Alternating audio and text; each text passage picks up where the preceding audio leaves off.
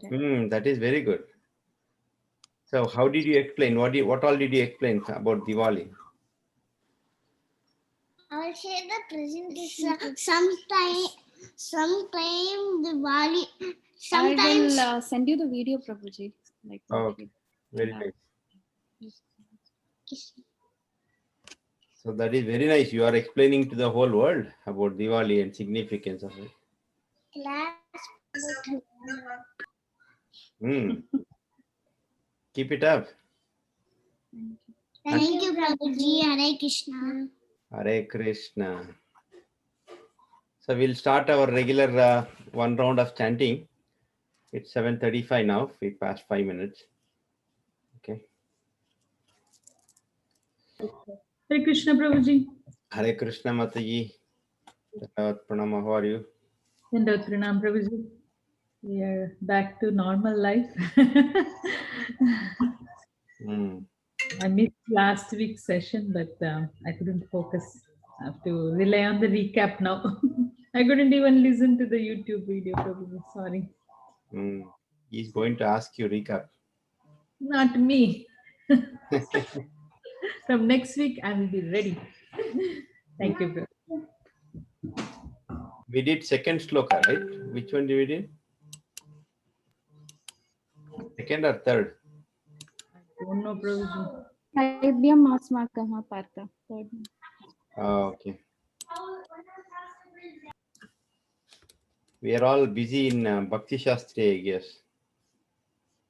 No, Prabhuji, for me it was a health and other reasons, so it was not a regular week. Otherwise, this is part of the schedule, so I couldn't have missed it.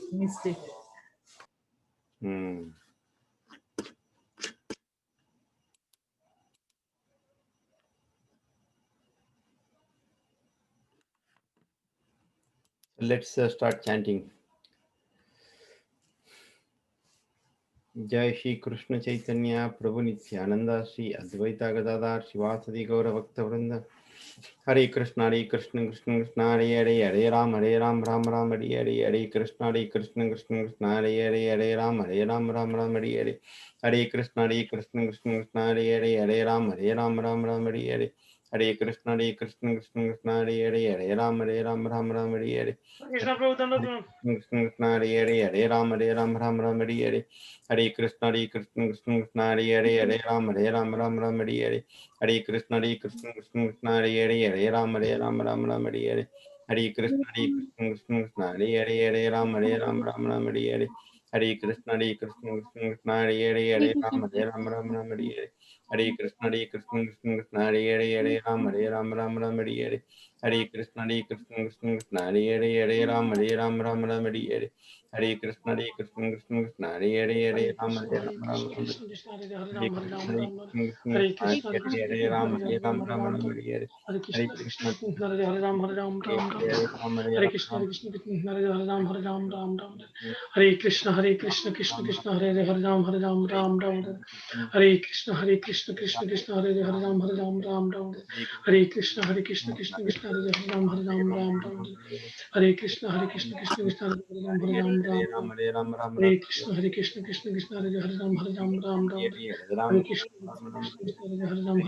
Krishna Hare Ram Hare Ram Ram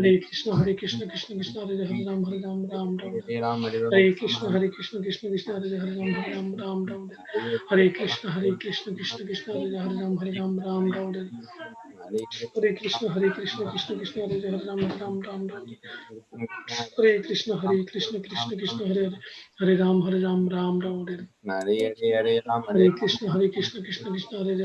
Ram Ram Hare Krishna Krishna Krishna Hare Ram Ram Hare Krishna Krishna Krishna Hare Ram Ram Ram Hare Krishna Krishna Krishna Hare Ram Ram Hare Krishna Krishna Krishna Hare Ram Ram Hare Krishna Krishna Krishna Hare Ram Ram Hare Krishna Krishna Krishna Hare Ram Ram Hare Krishna Krishna Krishna Hare Ram Ram Hare Krishna Krishna Hare Ram Ram Hare Krishna Krishna Hare Ram I'm doing this, girl. Hare Krishna Krishna Hare Krishna Krishna Krishna Hare Ram Ram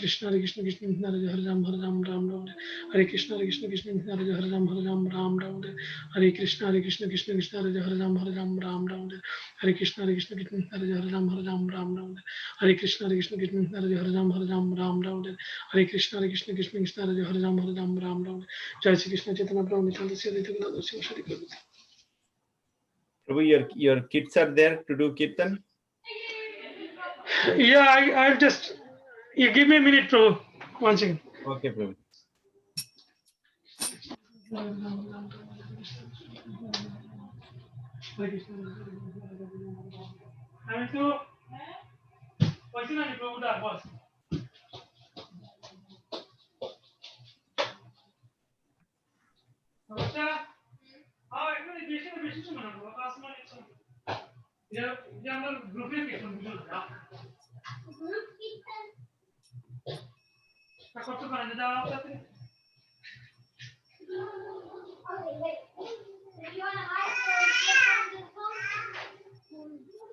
Put it behind the pillow.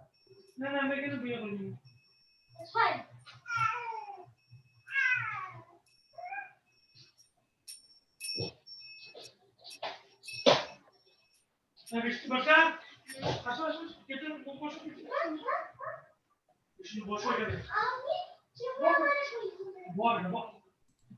Can anyone recall what we explained last week?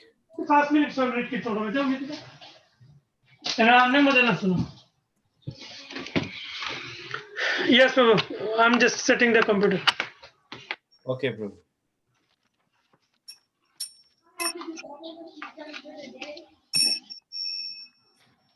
We did 2-6. Is it 2-4? 2-4. 2-4. I think I put as asterisk. 2-4 he has to start, I think. Yeah. Yes. We did 2-3, Prabhuji. Yes.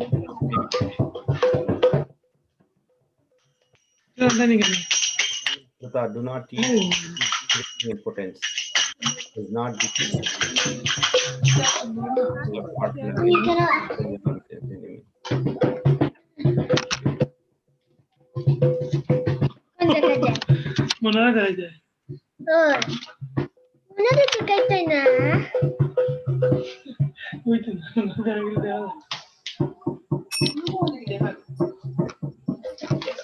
Just put it down a little.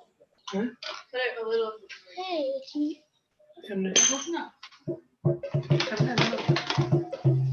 तो काम नहीं देना उनको गान सुना नहीं बोले तो ठीक है चको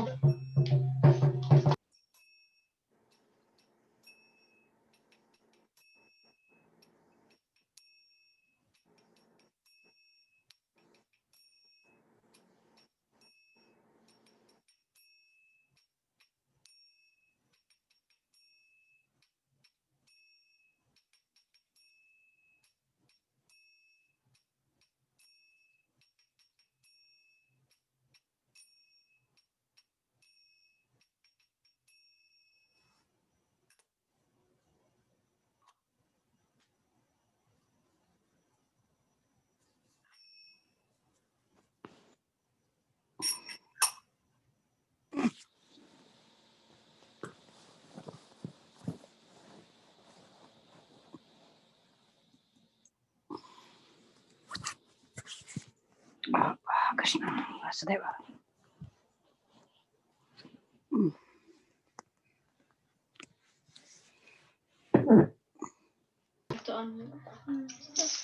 क्या बात की था अच्छा Namaya Vishnu Padaya Krishna Krishna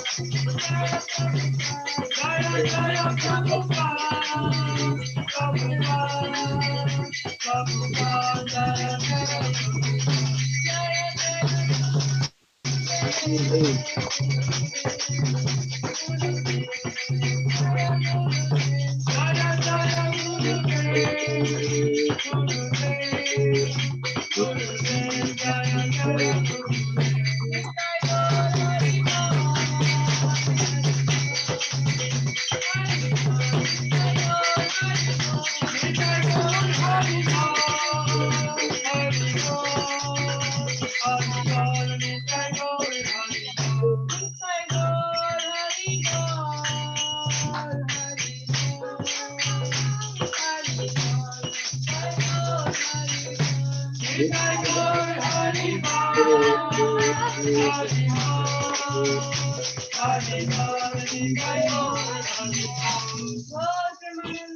Hare Bol. Hari Naam Sankirtan ki jai.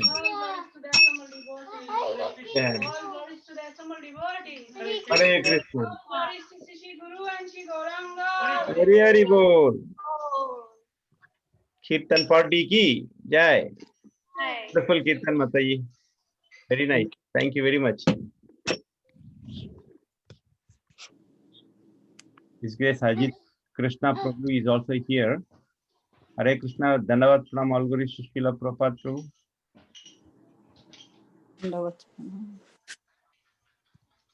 Hare Krishna Prabhu, Dana Pranam Gorish Prabhupada. Jai. Hare Krishna. Hare Hare Bol.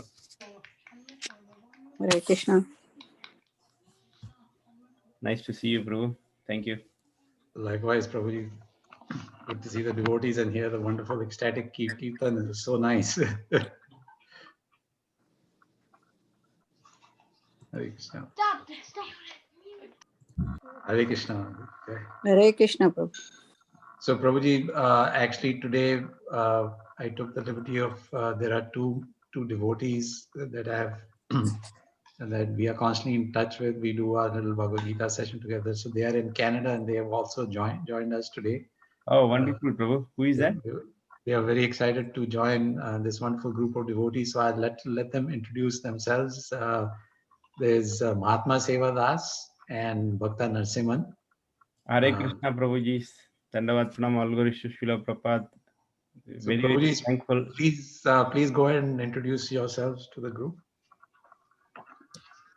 Hare Krishna, Prabhuji, Mataji, please accept my humble obeisances. This is Mahatma Sevadas, based out of Canada region. I'm just a student of Bhagavad Gita and have been working under the guidance of Ajit Krishna Prabhu. I'm aspiring to serve and be part of this wonderful Vaishnav family. I really thank.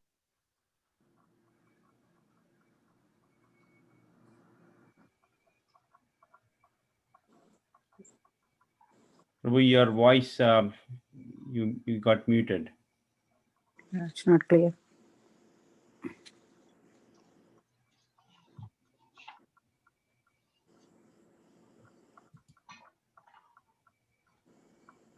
Hare Krishna. Yes, Prabhu. Hare Krishna, Prabhuji, Mataji, please accept my humble obeisances. This is Mahatma Sevadas, just a student of Bhagavad Gita. I've been working under guidance of His Grace Ajit Krishna Prabhu. I'm aspiring to serve and be part of this wonderful Vaishnav family.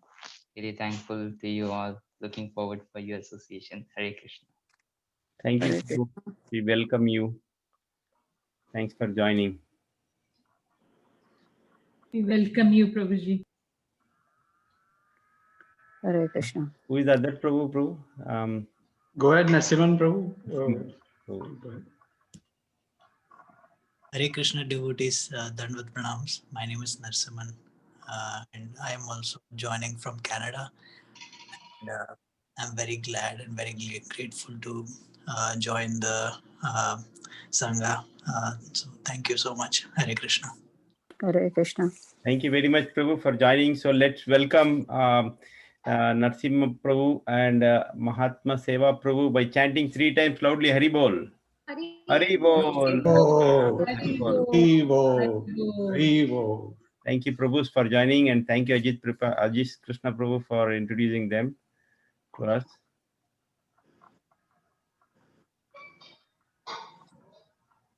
Yes, probably it's always so nice to get the association of devotees, and I was telling them about this wonderful Sangha and they were very excited to join. So thank you all again for having us be part of this wonderful family of Sri Prabhupada.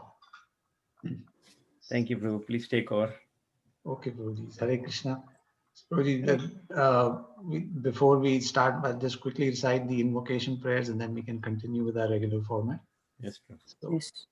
Om Ajnana Timirandasya Jnananjana Shalakaya Chakshur Umminitam Yena Tasmai Shri Gurave Namaha Shri Chaitanya Manobhishtam Sthapitam Yena Bhutale Swayam Rupa Kadamayam Dadati Swapadantikam Vandeham Shri Guru Shri Yuta Padakam Shri Gurun Vaishnavamscha Shri Rupam Sagrajatam Sagana Raghunatam Vitam Tam Sajivam Sadvaitam Savadutam Paridana Saitam Krishna Chaitanya Devam Shri Radha Krishna Padan Sagana Lalita Shri Vishakhan Vitamscha He Krishna Karuna Sindhu Dina Bandhu Jagatpate Gopesa Gopika Kanta Kanta Namastute Tapta Kanchana Gorangi Radhe Vrindavaneshwari Vrishabhanu Suti Devi Pranamami Hari Priye Vanchakalpatarubhascha Kripa Sindhubhya eva cha Patitanam Pavanebhyo Vaishnavebhyo Namo Namaha Jai Shri Krishna Chaitanya Prabhu Nityananda Shri Advaita Gadadhar Shivasadi Gaura Bhakta Vrinda Hare Krishna Krishna Krishna Hare Hare Hare Hare Rama, Hare Rama, Rama. Rama Rama Hare Hare. So Muktasanga Prabhuji, would you like to request someone to just recap last week's discussion quickly, as or whatever you like? Yes. Yeah. Anyone who wants to volunteer? Shravanti Mataji. So, in this verse, we saw like Arjuna had forgotten his purpose. Can you speak louder, please? Thank you. Can you hear me now? Hare Krishna. Little louder, please. I can hear.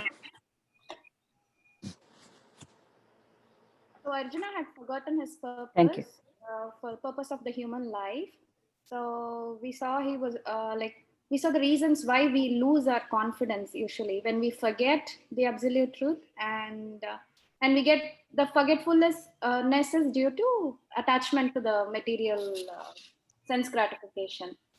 And so Krishna is rebuilding the confidence in him, and he's reminding him about his lineage, the Aryan and the Kshatriya, which was also seen in the previous verse. And Arjuna here he is addressed as Partha, son of Pritha, and mother's name, and he's his cousin of Krishna. Then Arjuna is feeling guilty for not performing his duty. Krishna is trying to explain him what is his actual duty. And Hridaya Daurbalyam, we saw like the weakness of the heart. We get material attachment. So Krishna is reminding him about that. And you have to give up all this weakness, and you have to protect others. And then Parantapa, even him as Parantapa, the chastiser of the enemy. So Krishna is giving basically the basis for the confidence to be built up in Arjuna. So as a devotee, even we need to build up our self-confidence, and we have to cling on to spirituality. So that way we, get engaged and realize God. We should always practice. And we should practice in a way that we are as a servant. We are serving as a servant to the master. We should have that relationship, and that way our consciousness also will get, our dormant Krishna consciousness will get awakened. And we had seen our servant in the sense we are in connection with the acharyas. We have to come through the acharyas. The connection flows that way, like Madhva Gaudiya Vaishnava Sampradaya. And we should always try to please our acharyas. That way we will be more, and Krishna will be pleased that way when we please our acharyas. And we should try to build our confidence, and we should try to get inspiration through our devotional service, whatever we do. And I think that's it, Prabhu. Like we need, and the prayers, like what kind of prayers we need to perform every day, like Prabhuji was explaining last class, like the way we should, structure our lifestyle in that way. and then we have to surrender to Krishna. That should be our primary and the final goal. Everything should be like we have to surrender to Krishna. Thank you, Prabhuji. Hare Krishna. Thank you, Mataji. That was a very, very comprehensive and very wonderful summary. Would anybody else like to add to that? She pretty much got everything.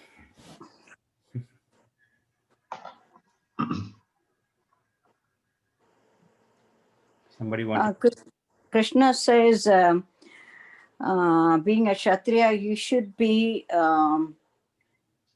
following the instinct to fight, and also Krishna is the charioteer, or he's guiding him in the chariot, and it would be a great offense if he just leaves the battle and worry about his relatives and superiors. It will not be a magnanimous act if he abandons the battle and goes along with his instinct or confused mind. So Krishna says, be brave and do the necessary things in the battlefield. He doesn't want him to be very weak at heart. So Hriday Dorbalyam, that was what was being addressed there. Thank you, Mataji.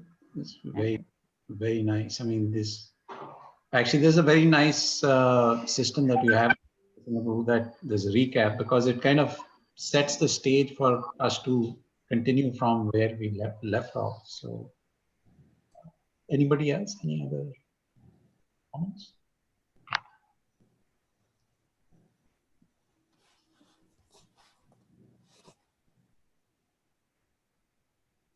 Okay, so I think then we'll continue. So we had basically read through verse 3.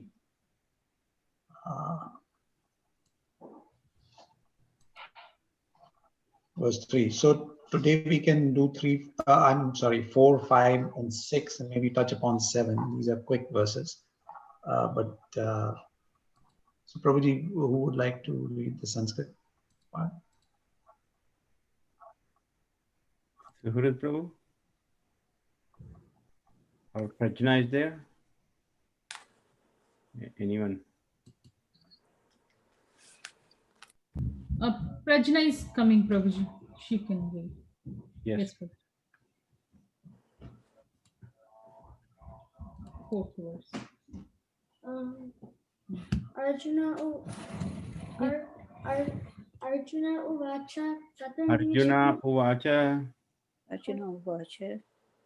Bhishmam Aham Sanke Katham Aham Sankhya Dronan Chamadusudana Dronam Madhusudana Ishubhihi Pratiyoshyami Ishubi Pujahav Arisudana. Puja Arhav Adisudana. Translation. Arjuna said, O killer of enemies, O killer of Madhu, how can I counteract with arrows in battle men like Bhishma and Drona, who are worthy of my worship? Hare Krishna, Prabhuji. Hare Krishna. Text 5, please.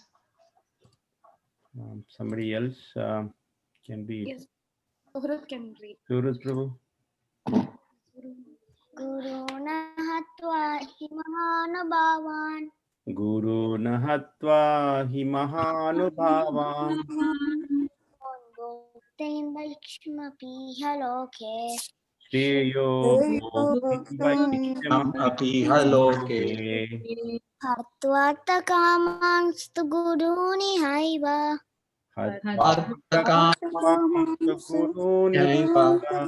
Unjiva Bhoganjira Pradiktan. It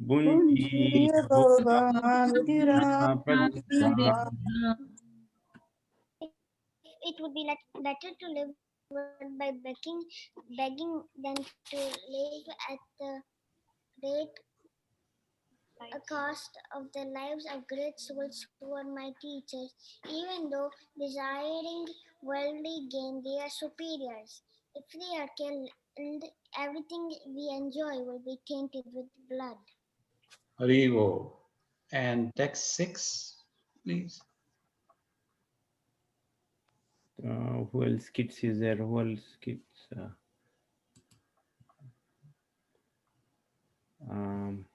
Yeah, no more kids.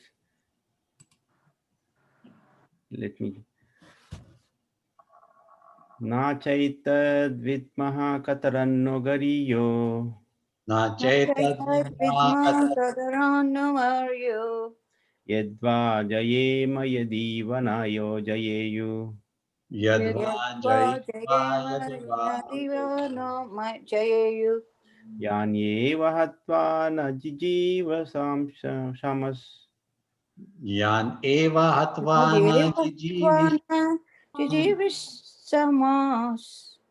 Deva stita pramukya dharta rashtra. Te avastita pramukhe dhartarashtra. Nor do we know which is better, conquering them or being conquered by them. If we killed the sons of Dhritarashtra, we should not care to live. Yet they are now standing before us on the battlefield. Hare Krishna. Thank you, Prabhu. Thank you, Prabhu. So I think we can continue with the discussion on these three by Sri Prabhupada. So up until now, we were seeing that Krishna has mentioned a few reminders to Arjun to try and get him to feel the self-confidence from spiritual connection. Self-confidence from spiritual connection with his ancestors and with his different qualifications, all of which are connected spiritually to him. The idea of calling him Parth is because Pratha, his mother, is a great devotee of the Lord. So it is the spiritual connection that gives confidence. But what we are seeing now in these three verses is that Krishna started going down the path of reviving Arjun's confidence through reviving his Krishna consciousness.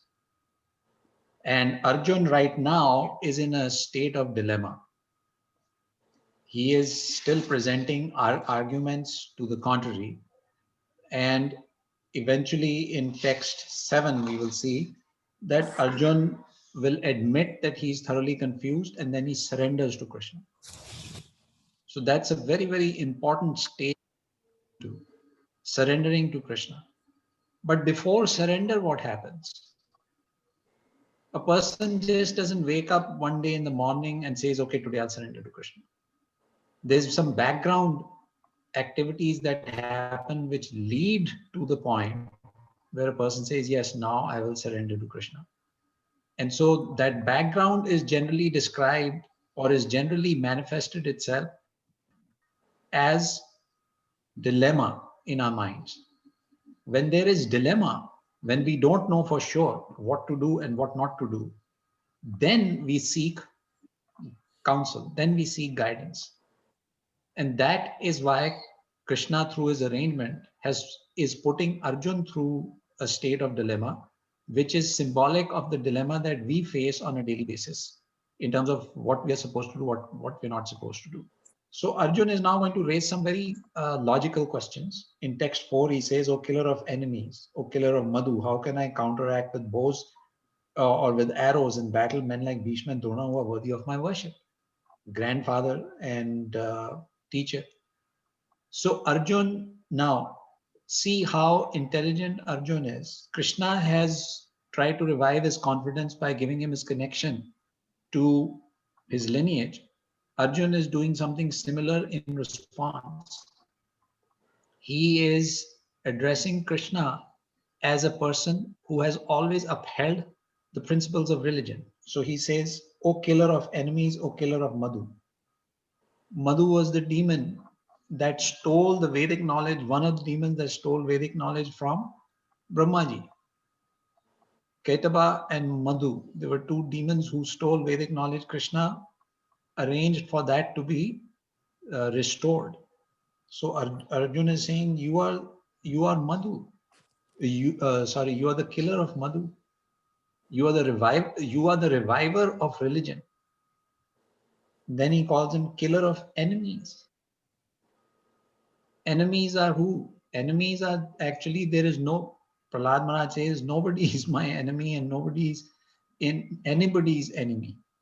Prahlad Maharaj, in his question and answers with Hiranyakashipu, said there is no question of enemy, no living entity is anybody's enemy, because we are all eternally related to each other through the Supreme Lord. We are children of the Supreme Lord, the children of the same Father. Nobody is an enemy. The enemy resides only within our mind. This was Prahlad Maharaj's instruction to Hiranyakashipu.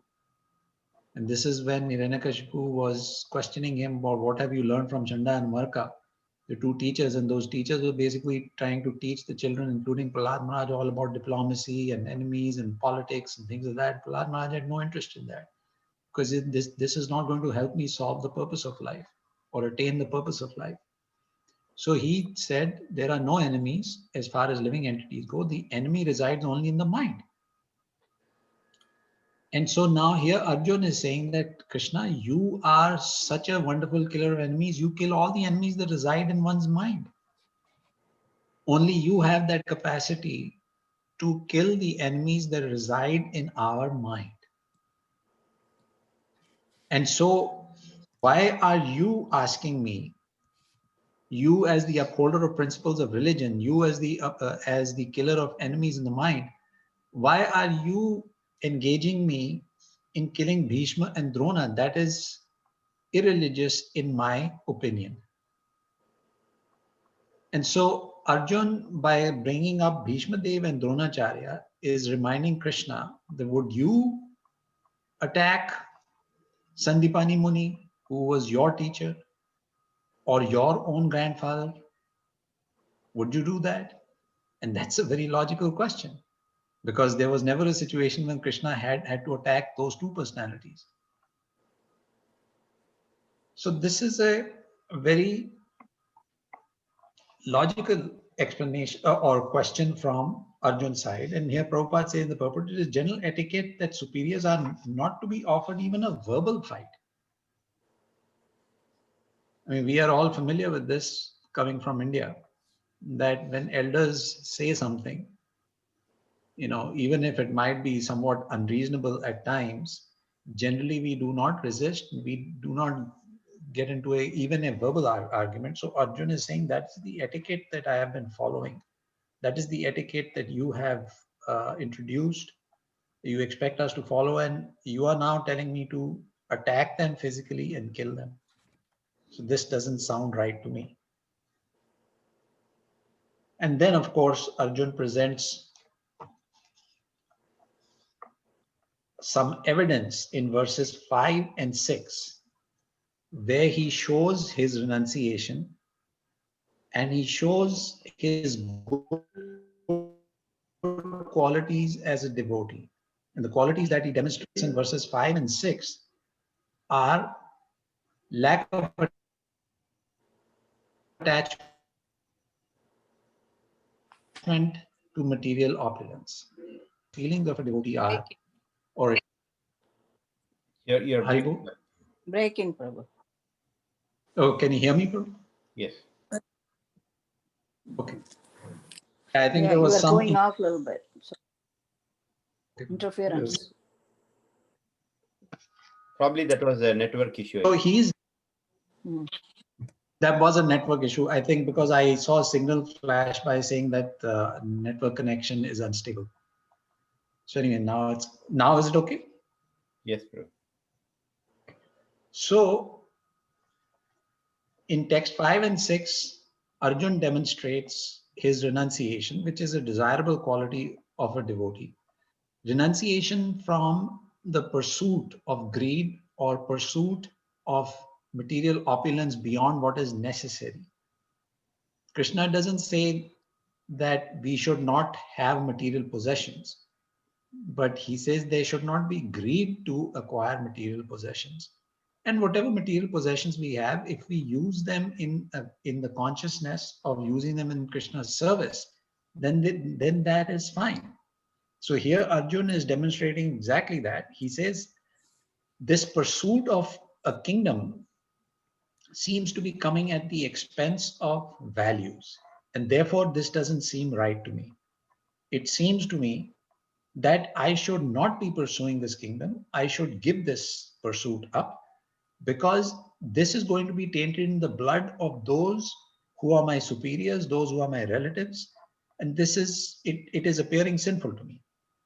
So Arjun says it would be better to live in this world by begging than to live at the cost of the lives of great souls. Even though desiring worldly gain, they are my superiors. So Arjun is prepared to live by begging, even though he is a Kshatriya, even though he is an opulent king. So that's a symbol of his renunciation. At the same time, Prabhupada in his purport brings out a very important point. And he says Duryodhan was actually providing sustenance to Bhishma and Drona. Their salary basically was coming from Duryodhan. And because they were bound to him by salary, I mean, that's a very simple and mundane way of making this analogy. But because was being supported by Duryodhan, they were morally bound to protect him and support him. It is not as if Bhishma Dev and Dronacharya approved of Duryodhan's behavior or Duryodhan's handling of this whole situation. They didn't approve of it. Yet they couldn't just walk out of the battlefield. Yet they had to fight on the side of Duryodhan because they were bound now. They were bound by this material consideration. And so Prabhupada is making this point to give the contrast that they were bound and Arjuna is prepared to give up this bondage. He's saying, I don't want this. I will live by begging. I don't want this kingdom. So very interesting contrast is being made here. Now, Prabhupada also says, under the circumstances, they have lost the respectability of teachers. But Arjun thinks that nevertheless, they remain as superiors, and therefore to enjoy material profit after killing them would mean to enjoy spoils tainted with blood. So we are seeing Arjun is demonstrating a very high standard. Next verse, text 5. Nor do I know which is better, conquering them or being conquered by them. So now he gives further arguments that where is the guarantee? If I fight, I could lose, I could win. But both ways, it seems that I will be the loser. Because if I lose, then I'll be killed. Then I'm the loser. If I win, I will win by killing them. There'll be no one left for me to celebrate my victory with, because these are the people that I spend my life with. So where is the gain in all of this? There's absolutely no gain. Now, Prabhupada makes the statement here that Arjun, although he was born in the royal household, his desire to live by begging is a sign of his detachment. So he was truly virtuous, as these qualities combined with his faith in the words of instruction from Krishna indicate. It is concluded that Arjun was quite fit for liberation. And then Prabhupada says, unless the senses are controlled, there is no chance of elevation to the platform of knowledge. And without knowledge, no liberation. So Arjun has demonstrated the first step necessary to achieve liberation, which is sense control. Once there's sense control, then we can acquire knowledge. And when you acquire knowledge, then you become fit for liberation, because then you know what you're supposed to do with that knowledge. So Arjun's sense control is obvious here. So I think from this, let's move on to text 7, because again, this is groundwork. We are laying the groundwork here for further discussion or further points that will come up. And so in text 7, there's a very important word that comes up, the very first word, karpanya dosho pataha swabhava. So karpanya means miserliness, dosha is weakness, and upahata being affected. So bhava, characteristics. So Arjun in this verse says that in this condition, I am asking you to tell me for certain what is best for me. And then he says, Shishyaste ham shadi mam tvam prapannam. That is a key, a very key, this is actually a very key verse of the Bhagavad Gita, where Arjun is now submitting to Krishna and he says, Shishyas te aham shadi mam tvam prapannam. Prapannam is surrender. And he says, I am now your disciple, Krishna. I am full of confusion. You kindly instruct me. The main idea here is the mood of Arjun, which is one of surrender. And approaching the Supreme Lord, like we discussed the last time, there are certain prayers that our acharyas have given us to win the mercy of the Supreme Lord, to attract the mercy of the Supreme Lord. And Arjun here is demonstrating that quality when he says, Shishyaste ham shadi mam prapannam, meaning I am your disciple. I surrender unto you. Kindly instruct me what needs to be done. Without that mood, the instruction that Krishna will give or the spiritual master can give will not make any sense to the disciple unless the mood of surrender is there. So I want to make an analogy here. We see in the temple that when Aarti is going on, the pujaris are offering various upcharas. For example, the lamp. We are offering the lamp. What is the significance of offering the lamp? Would anybody like to say something about that? What is the significance of offering the lamp? Remove the darkness from my heart, show illumination or illuminate me with that spiritual knowledge. That's what I assume. Like the Sure, no, that's absolutely right. like So go ahead, Mataji. confidence, right, Prabhuji? So we are praying that take away the darkness from our That's heart. what I said. Give us light. Like remove all Exactly. the evil from us. Like Yes. removing the bring about goodness. Yes. When darkness is removed, evil is removed. Goodness is introduced. Exactly right.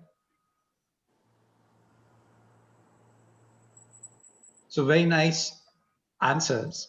And so focus on the idea that we are taking a lamp and we are offering it to Krishna. The lamp is symbolic of light. Light means where there is light, there is no darkness. Where there is no darkness, there is no ignorance. Where there is no ignorance, there is knowledge. But the mood with which we offer that is one of, Krishna, I have nothing to offer you. The only thing that I have is your causeless mercy. And by your causeless mercy, I am offering you this lamp, which is actually yours. The light in the lamp, the flame, the energy, where is that coming from? That's coming from Krishna. And we are simply taking something that already belongs to Krishna and we are offering it to him. Think about it. Nothing, there is nothing that we have that we can offer to Krishna which doesn't already belong to Krishna. You take the lamp, take the incense. Lamp is made of ghee and wick. Ghee comes from milk of the cow. Cow produces milk because of Krishna's benediction. Cotton plant produces cotton because of Krishna's benediction. The brass in the lamp is manufactured from natural resources given by Krishna by, again, his benediction. What have we produced? What are we capable of producing? Nothing. Devotion. Nothing. Go ahead, Mataji. Devotion, right, Prabhu? Say that again, Mataji. Sorry, it's a little disturbed. We can offer devotion to Krishna. Exactly. And that's why Krishna says, Patram Pushpam Phalam Toyam Yo Me Bhaktya Prachiti. The key there is Yo Me Bhaktya Prachiti, one who offers with devotion. So that's why the pujari or the devotee, when we offer the lamp, for example, it's the bhavna, the devotion, which is most important. And then, so the bhavna inside the devotee's heart is that, my Lord, I have nothing but your causeless mercy. And by your causeless mercy, I am offering you something which is already yours. But please be pleased with me because I am following the instructions of my Guru. The whole process of offerings, the Pancharatriki Vidhi that we follow, this has been given to us by our acharyas. We didn't know, we didn't come up with this system that we have to offer lamp, then incense, then water, then hanky, this, chamra, etc. We didn't come up with it. This is Pancharatriki Vidhi. This Vidhi has been given to us by our acharyas. We are simply dutifully following. We are dutifully following the Vidhi that has been given to us. First thing. Second thing, where is that Vidhi coming from? That system, that process, that Vidhi is also coming from Krishna, because all the principles of religion are nothing but what was spoken by Krishna. Dharmam tu sakshat bhagavad pranitam. What is religion? Religion is directly enunciated by the Supreme Lord. Dharmam tu sakshat bhagavad pranitam. Sakshat, directly enunciated, bhagavad pranitam, directly enunciated by the Supreme Lord. So the Lord gives us the procedure. Acharyas, the pure devotees, they understand it. They instruct us. All we do is faithfully follow the instructions of the authority. And if we faithfully follow the instructions of the authority, and the authority tells us that offer it like this and offer it with bhakti, then the Lord is pleased. So it's very simple. The Lord just wants us to have this desire to please him.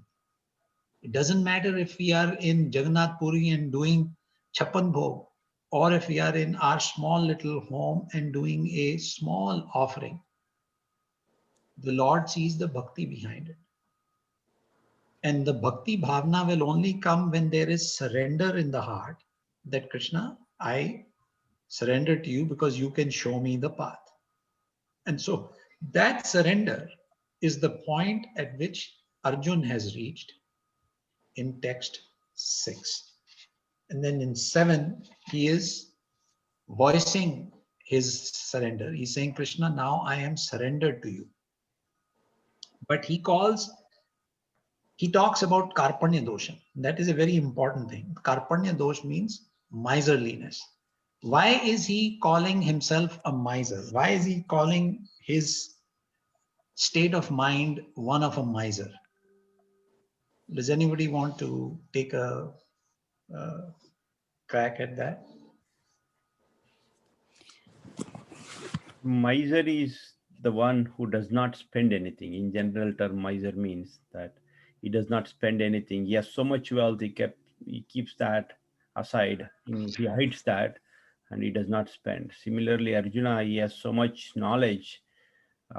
He has knowledge about soul, body, everything he knows. He knows Krishna is the Supreme Personality of Godhead. He has so much knowledge.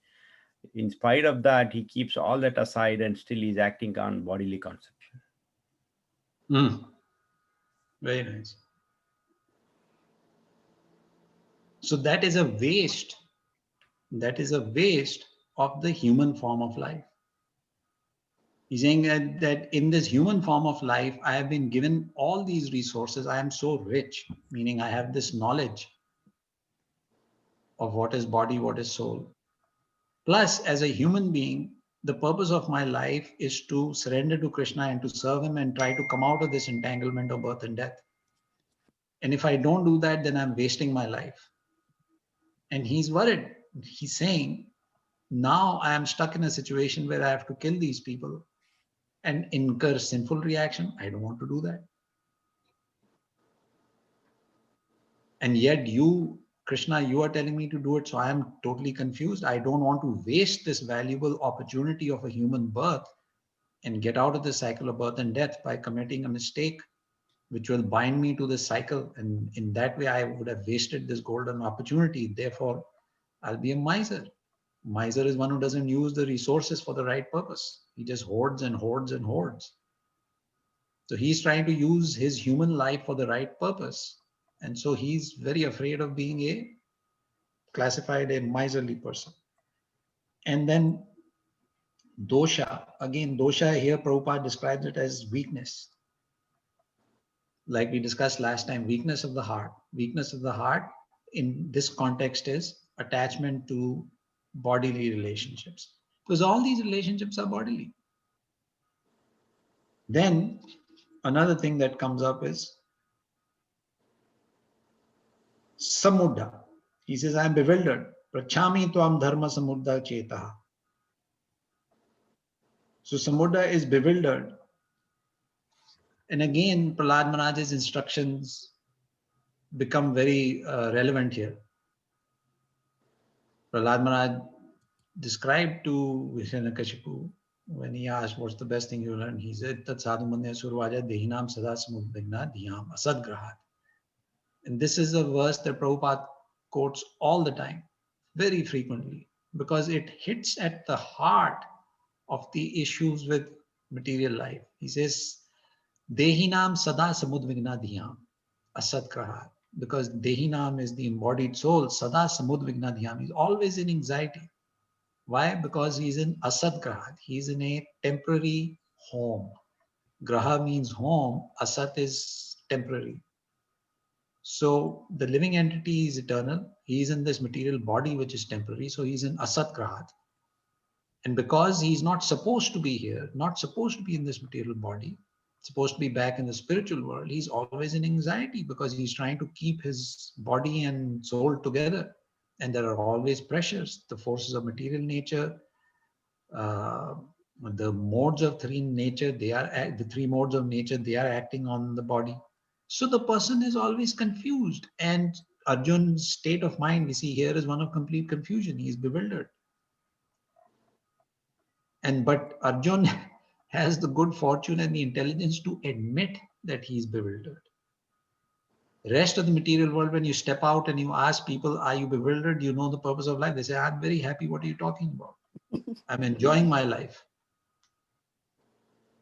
Today is Friday. We're going to watch a football game, eat some popcorn, Coca-Cola, whatever, you know. There are many ways people try to entertain themselves. And if you explain to them that the purpose of life is something different, they will say, leave me alone. I'm very happy with how I am. So intelligence is accepting and understanding what our problem is or what the problem of life is. And Arjun has understood that he's bewildered and he's approaching the right authority, which is Krishna. So to conclude these 4 verses, because today's verses are basically a stepping stone to what's going to come in the next few verses. And so these verses bring us to the point, they take us through Arjun's confusion. They show us the situation that he's in. Despite Krishna trying to instill confidence in him through spirituality in the previous verses, Arjun is still confused. But one wonderful thing he has demonstrated is his spirit to surrender. He's approached the spiritual master, the ultimate spiritual master. Arjun has demonstrated that he is fit for liberation because he is not materially attached. He's ready to give up the kingdom. He's ready to live by begging. So he's demonstrated certain qualities which we realize happens in our life too. For example, what I mean by that is of those who are initiated, we didn't just walk up to a person and say, please give me initiation. And you say, okay, tomorrow I'll give you initiation. That's not the way it works. The guru assesses the candidate for some time. The aspiring disciple tries to serve the guru, the devotees, etc. And over time demonstrates that, yes, I have been consistently chanting 16 rounds, I've been following the regulative principles and so on and so forth. And then they qualify for initiation. And they get initiation. So same way, Arjun is demonstrating here that he is fit for liberation by saying that I am ready to live by begging, but I'm not ready to do this, what I'm being asked to do. So it's a double-edged sword. In one sense, it is demonstrating Arjun's attachment, but on the other hand, it is also demonstrating his detachment. Very, very interesting way that Krishna's arranged for this. In the same situation, you're seeing detachment and attachment. And Krishna now will very nicely clarify everything for us through Arjun. What is the right kind of attachment and what is the right kind of detachment? So again, Arjun has demonstrated detachment and attachment in the same action. And that qualifies him to be accepted as a disciple by Krishna. So by controlling the senses, his detachment is a sign that he's controlling his senses. That makes one ready to receive knowledge. And when one receives knowledge, then one can qualify for liberation through the assistance, through the guidance of the spiritual master. So we'll share and now open up for questions, comments, etc. Hare Prabhu? Krishna. Prabhu? Sorry, Vatsalam. Hare Krishna, Mataji. Prabhu, I still don't follow the Karpanya aspect of it. We always understood he has a lot of wealth, but he doesn't want to spend a penny. Right. But here I don't really understand how being a knowledgeable person and a close associate of Krishna, how can Arjuna just say even Krishna says you are miserly. I don't get it at all. I was reading that before. I had the same question before. Please elaborate on that, please. Okay. Good question, Madhuri. So miserly, so the common understanding, of course, of miserly is that one has certain resources, you have money, and you're not spending it. And what is the logic for spending? Well, you say that, Mr. Miserly, if you spend this money, you will enjoy, right? You will enjoy. Why does anybody spend money? For something that will give them happiness, right? So the common understanding is that you have some resources, you use those resources in a manner that gives you happiness. If you don't use those resources in that manner, and you're simply hoarding it and keeping it in the bank and then you don't enjoy it. You may satisfy yourself that, oh, I have got X number of dollars because you didn't spend it, but you can get some satisfaction from it, but you could have received a lot more happiness if you had spent it. So that's the definition of miser. The reason that same definition applies here is that in the human form of life, you have the resource, which is here in your mind, intelligence, and ego, in your subtle body. You have this resource to help you enjoy. Enjoy how? By getting free from the cycle of birth and death, by understanding this purpose of life. If you understand the purpose of life, then you will act according to the direction of Shastra, because Shastra says purpose of life is to understand that we need to go back to the spiritual world.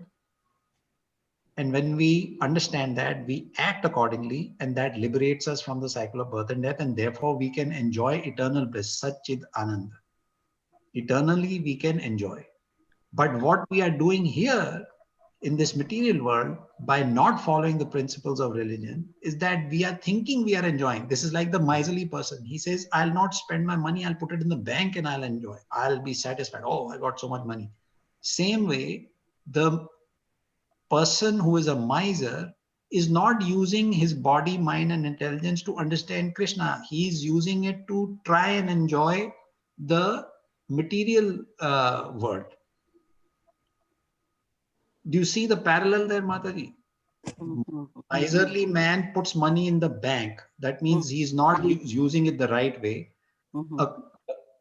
A karpana or a miserly human being uses his resources, intelligence to try and enjoy material nature, which will never give him enjoyment, instead of using it to understand Krishna.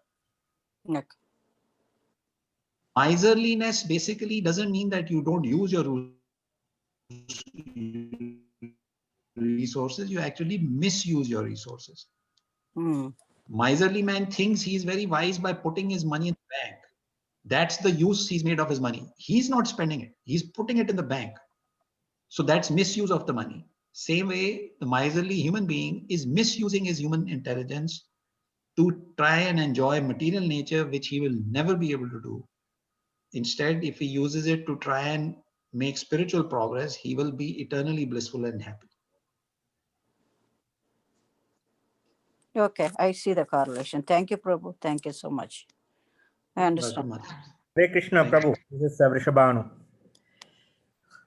Are you able to hear me, Prabhu? Yes, Vishwan. Very good. Clear. Prabhu, just I sent a text to you on the chat. Unless the senses are controlled, there is no chance of elevation to the platform of knowledge. And without knowledge and devotion, there is no chance of liberation. Right. Right? When you do fighting, how do you control the senses? Because if you are in the war field, you have to really get anger, right? Then only you can hit others. So you cannot be pious in the war field. That's my one question. And related to that, when I do analogy, when you say Dhruva Maharaj fight with the Yakshas, so he did it for sense gratification because of his brother has been attacked. For this, he went and fought with the Yakshas. But in the scriptures, it is appreciating his fight. But because he's doing for on his bodily relationship, for this he did it. The same thing Arjuna is doing for, he's lamenting for his relatives, but it is the opposite way, stating that Arjuna is sometimes comparing as a miser or all those things, because he's doing it for relative, why he is, because we are not the body, all the concepts. See, one place it is saying which is right, and another circumstances it's saying that which is wrong. Even another one also I can quote um, Bali Maharaj. His guru cursed him to go to a lower planet, right? But even though he's supporting a demon, but Krishna favored because of considering as a Brahmana, he put him into lower planet. So all those things, why same situation, different flavors. That's what can you give some light on it? Sure, Prabhu, I can try. So the first point that you raised, that without controlling the senses, you cannot get knowledge, and without knowledge, you cannot get liberation. And so your question was that by engaging the fight, Arjuna is not controlling his senses, right? Kind of, yes. Yes. No, the fighting means we cannot control the senses, right? We have to get anger. Then only we can able to fight. Angry. Yeah, you have. Correct. Anger is definitely an element or a necessary ingredient of the fight. Yes. So probably the thing here is controlling the senses doesn't mean that we don't have these I don't want to say emotions, because it's more than most. Controlling the senses doesn't mean that your senses become inactive. Your senses remain active. And being angry for the right purpose is part of self-control. In other words, what I mean is, if anger is used in the right way, it is not uncontrolled, it is controlled. When your senses become angry, and let's say you pick up a bow and arrow to fight, as Arjun was going to do, that is sense control. That is not uncontrolled senses. Because anger also has a place in devotional life. Controlling the senses doesn't mean that we never become angry. It is okay to become angry. The question is, over what? So the Shastra describes that you can be angry when the principles of religion are being violated. You can be angry if somebody is blaspheming an exalted devotee. The examples are given. Hanumanji went and burnt Lanka up only in service to Lord Ram. The anger which he demonstrated there was completely justified. Ramchandraji killed Ravan, he was fighting, anger was there, justified.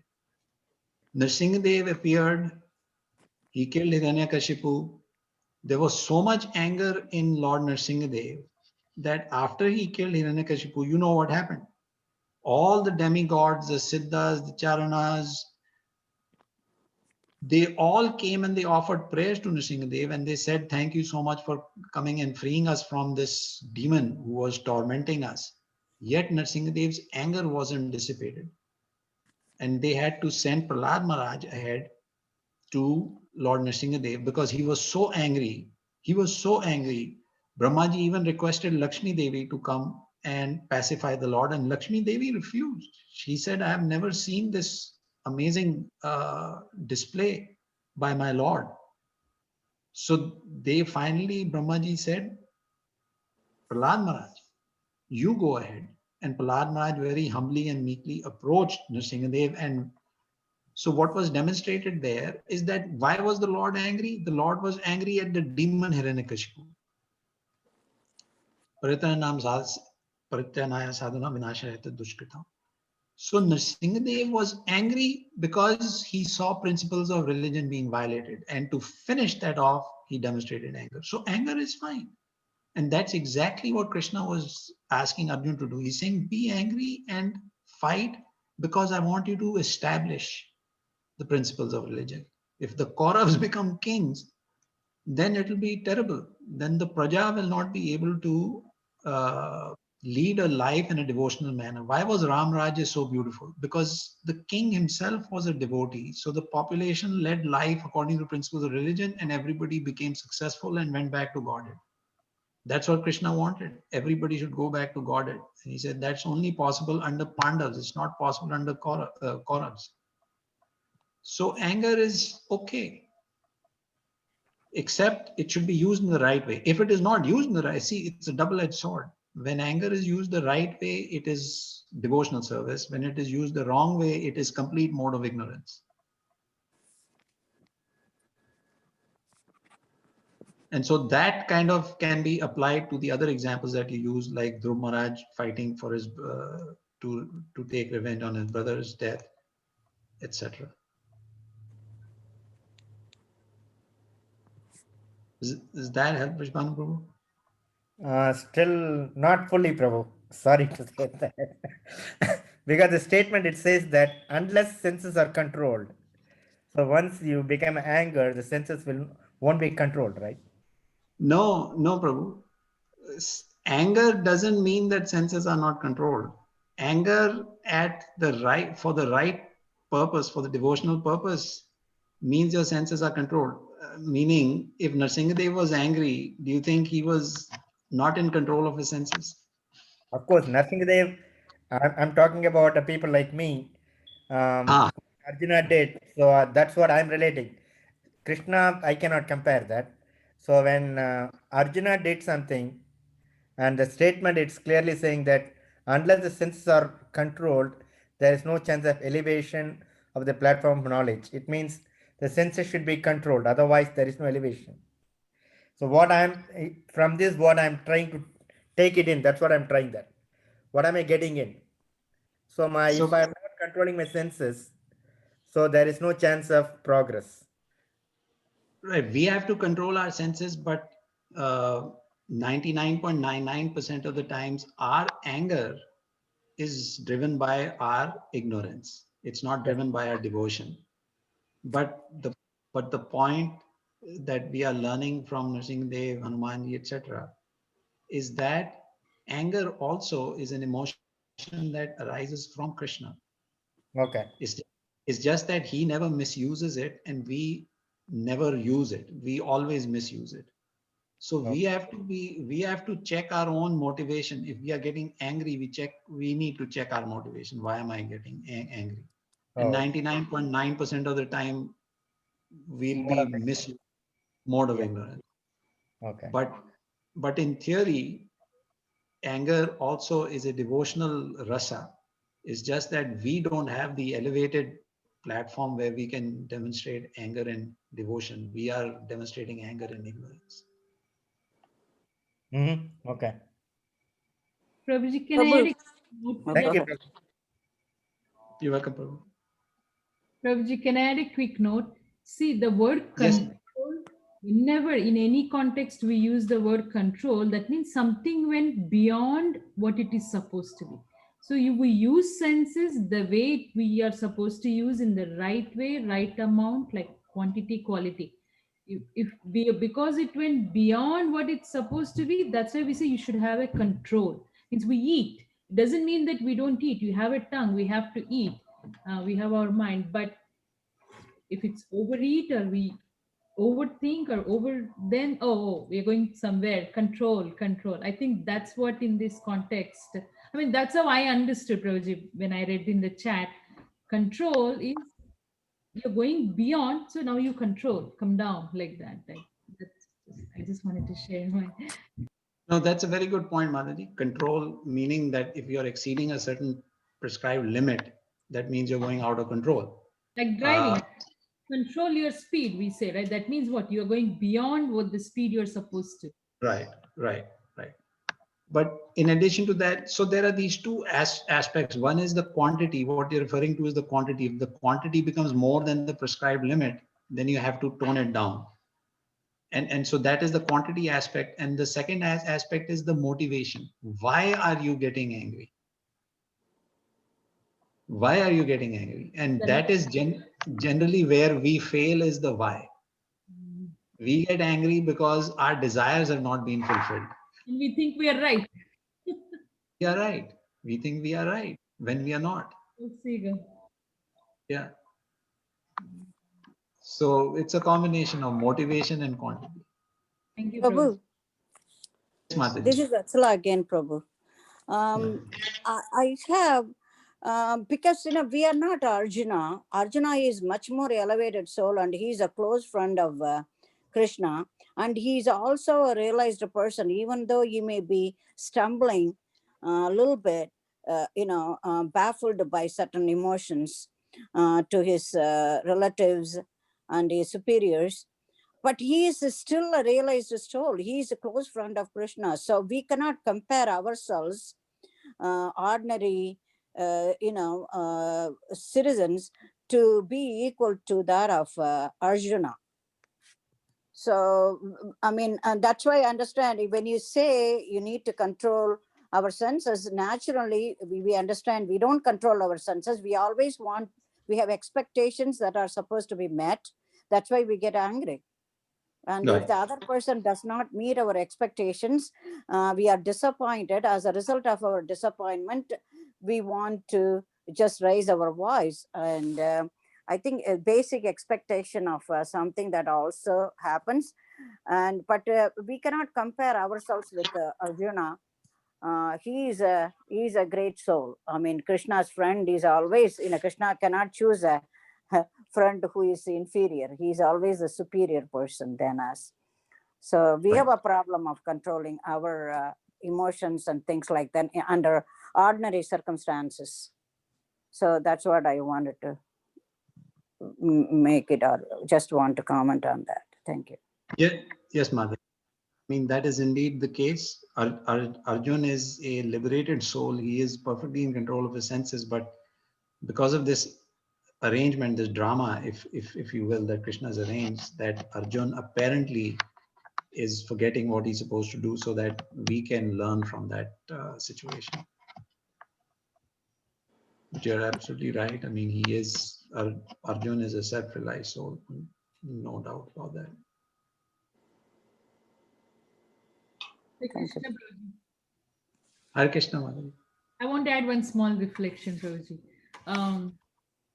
When you said you're going to start 2-4, 2-5, 2-6 together, when we were reciting, we quickly read.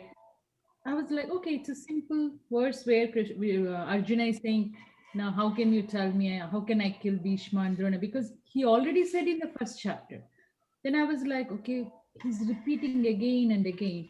But the interpretation and the commentary that was given in the first chapter, and here I really like the way you said, like in 2.4, he's saying like a counteract. You are saying you are the killer of enemies, and then that means we should only kill enemies. And how can I kill Bhishma and Drona, who is not an enemy? So that was very, which didn't strike me naturally. So I felt very nice, Prabhuji. And then in 2.5, 2.6, like he's saying, I don't want to fight. I don't need the kingdom. But if you read in the simple terms, okay, he's saying he doesn't want to fight, but the quality that you explained, saying it's a renunciation, the detachment, I was like, oh, which we can't even think unless we heard, this is what it means. And the last one, 2.7, the whole thing is like, Arjun is able to say this because he has knowledge. And now Krishna is going to say.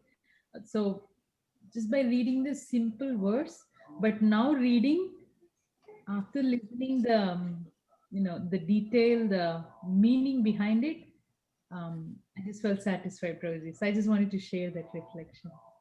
Thank you, Prabhuji. Thank you, Mataji. I mean, I'm glad that you brought up those points, because that's what we are getting out of this verses. And sometimes you're right, it does seem like it's being repeated, but there are many deeper points. And Arjun is essentially, in text 7, he's demonstrating how to surrender to the Guru. When one admits that we need guidance, then only your surrender is actually true surrender.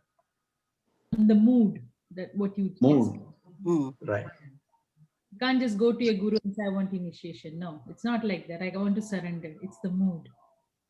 It's not a fashion. It's not something that, 5 of my friends have become initiated, so I also, so that we can hang out together and we can say we are all initiated. It's not a fashion. It's a state of. It's not like I like this bag, let me get it. No, it's the mood that where you say, oh, I need it now. It's that surrender. And the deepest part of that reasoning is that the living entity, whoever the person might be, that living entity realizes that the purpose of my life is not just to try and enjoy in this material world. The purpose of my life is to go back to Godhead. And Yasya Prasada, Bhagavad Prasada, Yasya Prasada, Nagati Kutopi, that only through the mercy of the spiritual master can I get connected to Krishna. I cannot, without his mercy, get connected to Krishna. And so when that realization comes, when that mood develops in a devotee, then they go and surrender to the spiritual master. The spiritual master detects that mood and he says, okay, now he's a fit candidate for. Because otherwise the spiritual master will say, I will give all these instructions, he'll listen from here and take out from here. It's like a time pass. Time pass. And it is burdensome. You will say, you can't eat this, you cannot eat that, cannot drink this, cannot drink that. What a burden. This is, it becomes a burden. So the mood is important. Thank you, Mataji. Prabhu, I want to share one incident with Bhakti Chwara Swami. Yes, Mataji. When I went for a retreat, I was aspiring at the time. I have been with the ISKCON temple for 40 years in Philadelphia. So many people I have seen, I am following, I'm chanting all that, but something didn't click for me, and somebody wanted me to go to. It just so happened somebody wanted me to go to the Florida retreat. So I went there. I always ask. I'm curious. Always ask a lot of questions too. When I asked Guru Maharaj, he said, "Are you sure you have surrendered to Krishna?" That's what he asked me.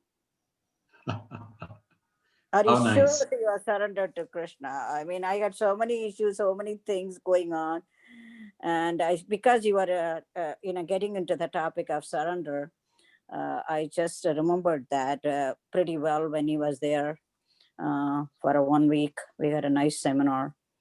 So he asked me that. I said, yes, I think I am. I am right now. I think I am surrendered to Krishna.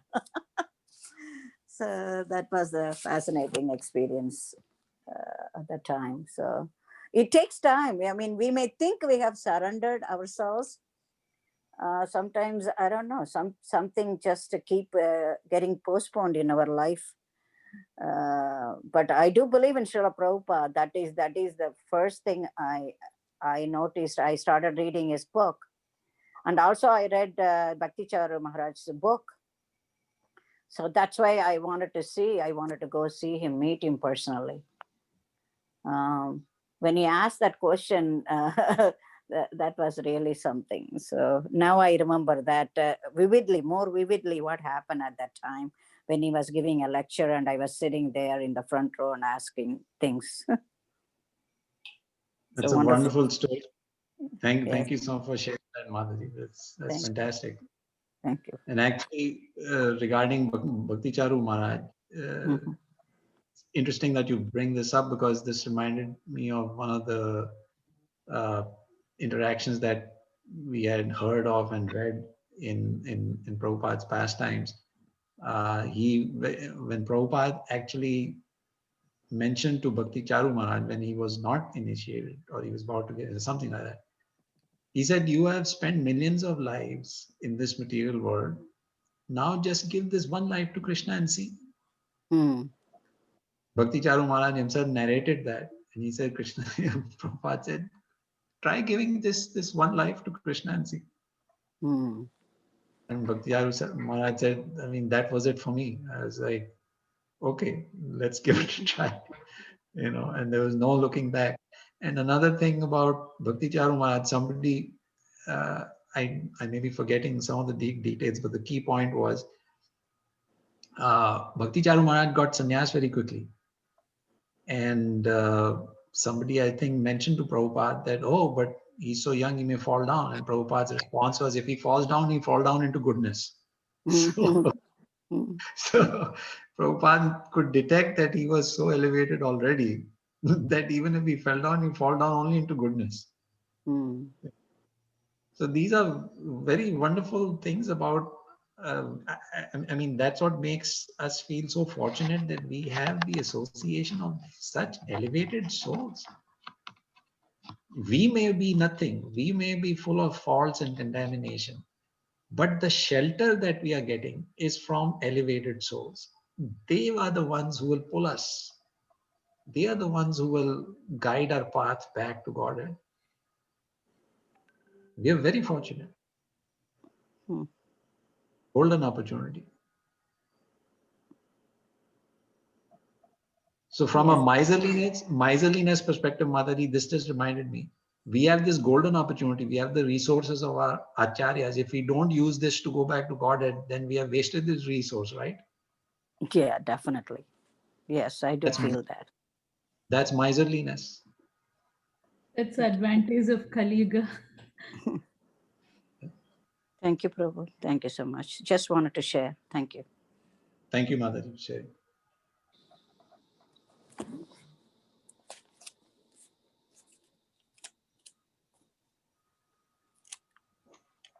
Any other devotees want to share anything? Or?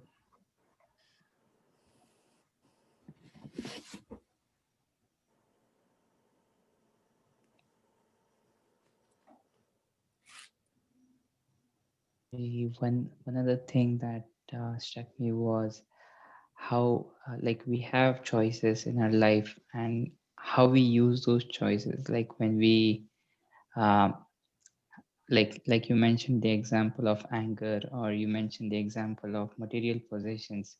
How we use them is up to us. Like Krishna has provided independence to each of us, like, and he even like at the end gave independence to Arjuna, saying like, now you decide like what you want to do.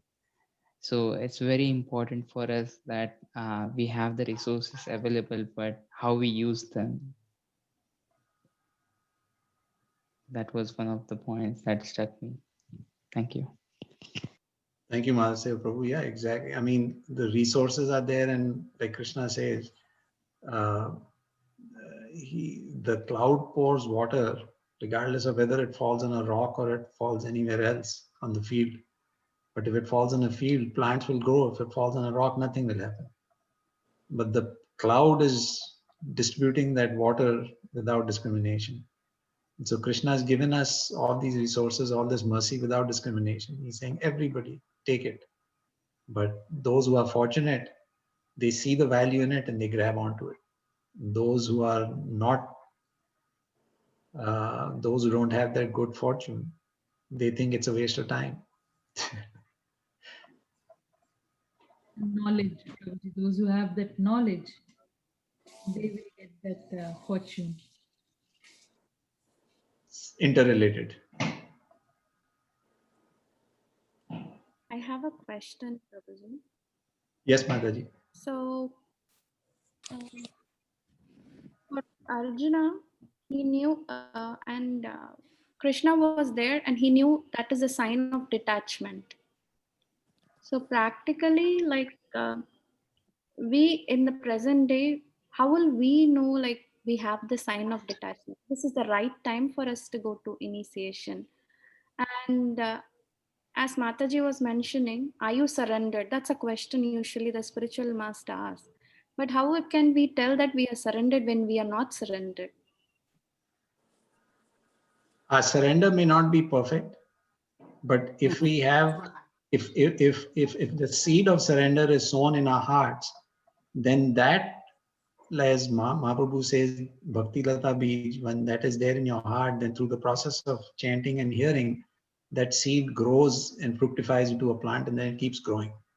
So surrender may not be 100% at this point. Don't worry about that. At least the fruit or the seed of surrender is there in your heart.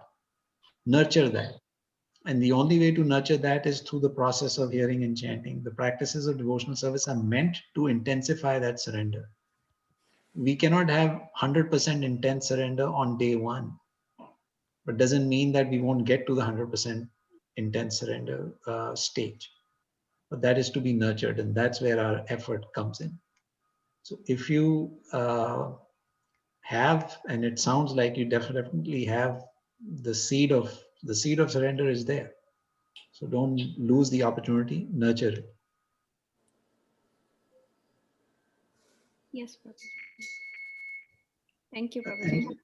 You're welcome, Mataji. Was there a second part to your question, or was it just on surrender? Yeah, like what is the sign like that we are getting detached, you know? What is that sign we can find in ourselves? Like, So the sign of detachment, again, you are the best judge because you know yourself very well. And the way Prabhupada describes it is, he says you have a glass and you can either put milk in it or you can put water in it.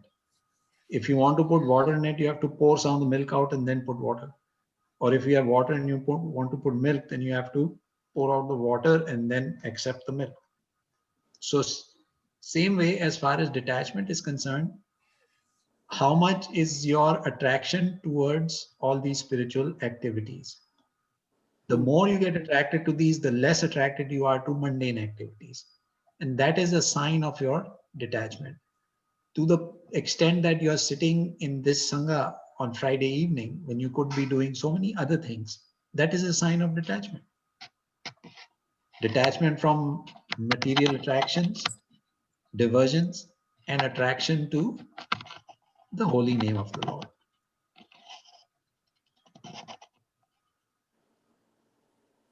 So being detached doesn't necessarily mean that we give up our jobs and day-to-day life and go to the forest. You know that. It is just that how much we incorporate these spiritual practices, beginning with hearing and chanting, Krishna Katha, Sangha, like this. What are we doing in the Sangha? We're glorifying the Supreme Lord. All we are doing is discussing what Krishna's instructions are. So we are glorifying Krishna in that way. So this is a sign of our detachment. And the fact that every Friday evening you're spending time to do this, this is a clear sign of detachment. Prabhu, I have something to add. I heard from different people, or I have read somewhere. I think when you are attached to the higher things, like Sri Krishna and other our Bhagavad Gita, Bhagavatam, and all our lower tendencies or attachment to different things slowly drop off from us. That you can see. Over the years, I think our interest for listening to something, listening to Katha or something has increased. Whereas the other things that we were doing, it gets dropped. Our association with other people, common people, gets dropped off. And as we get more and more into this Krishna consciousness and reading things, our association with the different people, higher people, more refined. Because I am an older person, I can say that now. Through years of going through a lot of things, I was a teacher doing all kinds of things. Met two kids are grown up now. Right. So after knowing all that, being in the Krishna conscious for such a long time, and you can see from the moment you started this reading Prabhupada's books, how your interest slowly gets refined. Your interest or getting knowledge about different things, Bhagavatam, Bhagavad Gita, association with the good people, listening to different things, chanting and listening to the stories of people. I think that is really, the path is really different now than it was at the beginning stage, or, a couple of years into this movement. So I can say from my experience. Yeah, it's a gradual process, and as long as you keep improving, that's what it is. Yeah, but it doesn't mean that you're going to, you need to make a living, you have to provide for little kids, and we are all, our activity is important, and you have to teach, or you have to do some other profession to bring food on the table, or taking care of the kids and other things, provide for our retirement or something. But behind that, all that, Krishna is the motivating factor. Right. Without Krishna, you are nobody. Nothing moves around you. You are waking up because of Krishna alone, because he's breathing into you every day. We are grateful for what we are given, and whether we wake up or not, that is up to Krishna to wake us up. And every day is a gift for us to live it through and do some pleasant things, or good things every day, noble things, and leave everything to Krishna. So perfect. Yeah, that's the summary of life. Yeah. Hey Krishna Prabhuji, one question. You just explained through an answer to Mataji's questions that when we get attached to, so interested to the devotional and spiritual activities, then automatically that is a kind of a sign of a detachment to the worldly material things, right, Prabhuji? Yes. But yes. why do we see some people, and maybe it's in our vision, I don't know, that they appear to be interested and attached to more devotional and spiritual, but they also appear to be still not detached and attached to the material things. So confusing sometimes. I don't know. No, Madhuri, that is to be expected. Because you see, think about where we are coming from. Mm. Before devotional service, we were 100% in non-devotional activities.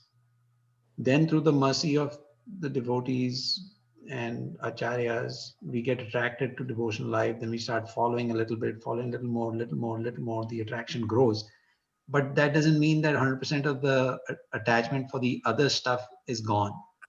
It's not, it takes time. Like Mahaprabhu says, Cheto Darpan Majanam Bhavadava. Sorry, Cheto Darpan Majanam Mahadavagni Nirvapanam. So this is a cleansing process of the mirror of the heart, Cheto Darpan Marjanam. It is cleansing. It in one shot, it doesn't become 100% clean, but through the process of chanting, gradually becoming cleaner and cleaner and cleaner. So more attachment to devotional activities, your attachment to devotional activities increases and attachment to mundane things decreases. But it's a gradual process. It's a continuum, and that's why we try to use every second of our life to keep increasing our devotional standard. So when you observe other people, what you're observing is a snapshot in time. Where are they at today? If you saw them maybe 20 years ago, you'd be like, oh, they've come a long way. Even though today you may see some material attachment, but if you compare with 20 years ago, you'll say, wow, they've made a lot of progress. So we should not judge or get demotivated Yeah, two very important things, Mataji. Two very important things. They say, don't ever judge. We are nobody to judge anybody. Mm-hmm. We should never judge, because you don't know what is the depth of somebody's devotional practice. When we judge, we run the risk of committing aparadha. Because we are not 100% perfect ourselves, so our judgment will always go and pick fault. Oh, they are this. Oh, they are this. Whereas somebody like Prabhupada or our gurus, they are Paramahans. They're called Hansa, Paramhansa. Hans can separate the milk from the water, you see.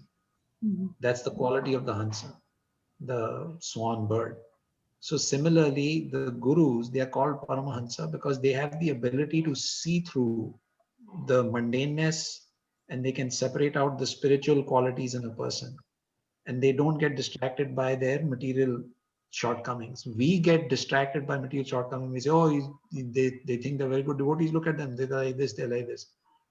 That is judgmental. It is the safest path for us is to never try to judge anybody. Just be respectful. If somebody's chanting, just be very respectful of that aspect. Because when somebody's chanting, they are under the protection of Mahaprabhu. How much they receive of his protection is their problem. But they are definitely receiving protection.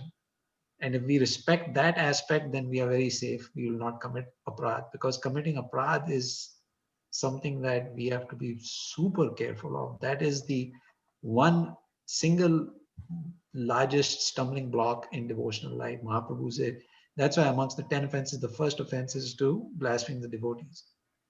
So we cannot judge who is a devotee, who is not a devotee. We cannot judge what is somebody's standard or what their and if you see something obvious that somebody doing something wrong, just remind yourself, okay, I should not do like this. But don't judge them, leave them alone. The reason I'm asking, Prabhuji, one of my friend, they asked me like, I don't want to do all this because I see a lot of people doing devotional service, chanting, but they're not changing. So I was like, I didn't know how to answer, Prabhuji. So no, that's a very, very realistic situation that you described. It happens. And if your focus is to try and motivate them to pursue Krishna consciousness, try explaining to them that, people have faults, but they've improved a lot. And by following this process, they will improve even further. So why are you missing out the opportunity to improve your own life? Right. Can I intervene, Prabhu? Of course, Mother. I think the judgmental part comes from Krishna only and Guru.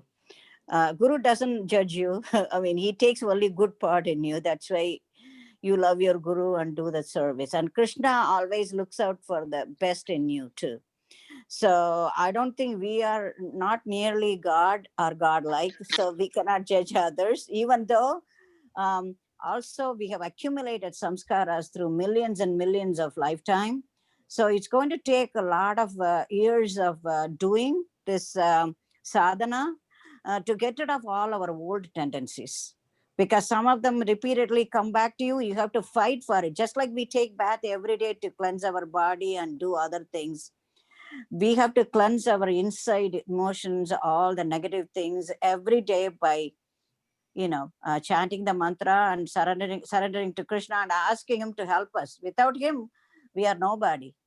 We could have been dead long time back.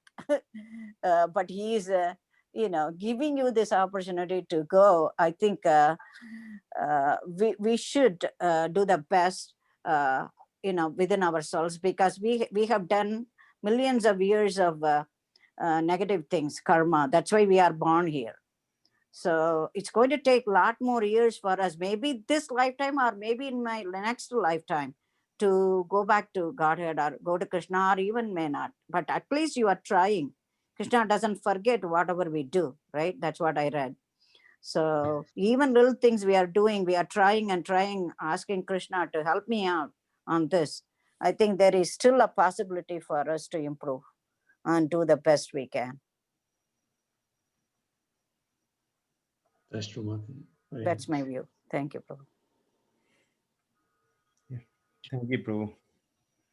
Okay, Muktaji. 9:30. Thank you, Prabhu. Yeah, we should stop. Yeah. So, Sorry. We will end here. And again, so this recording will be uploaded on Krishna Bhakti Center YouTube.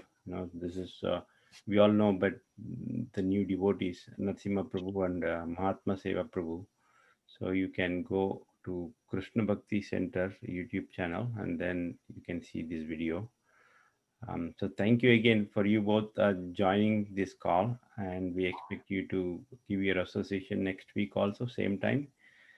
Tomorrow we have morning 10:30 Pauganda Pravachan, this discourse by young kids, 8-year-old, 9-year-old, and tomorrow is actually Glories of Kartik month, spoken by His Grace Jagannath Priya Prabhu. He's 9 years old. He's from Florida, so he'll be giving lecture.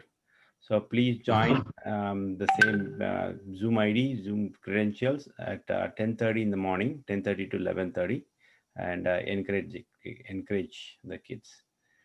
And evening we have Adiga Dadar Prabhu program at 7:30 p.m. as usual Saturday program. So please join. And again, thank you very much, Prabhu, Ajit Krishna Prabhu, for such a wonderful narration and explanation, practical examples. Thank you again. Thank you for having me, Prabhuji, and thank you for giving Mahatma Seva Prabhu, Narasimha Prabhu also the opportunity. Thank you all, Prabhu. Thank you. Hare Krishna. Thank you very much. Thank